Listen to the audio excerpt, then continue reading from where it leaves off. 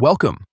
In today's quick guide, I'll show exactly how to send your location to a friend on Snapchat using the latest update.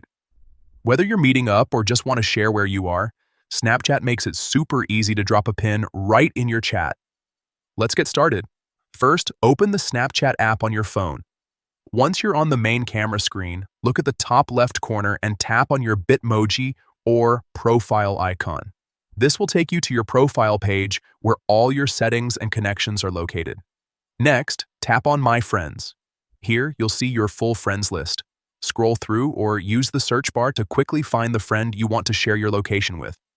Once you find their name, tap on it to open your chat conversation. Now that you're inside the chat, look at the bottom of the screen. You'll see several icons used for sharing different types of content. Tap on the location icon, which looks like a map pin.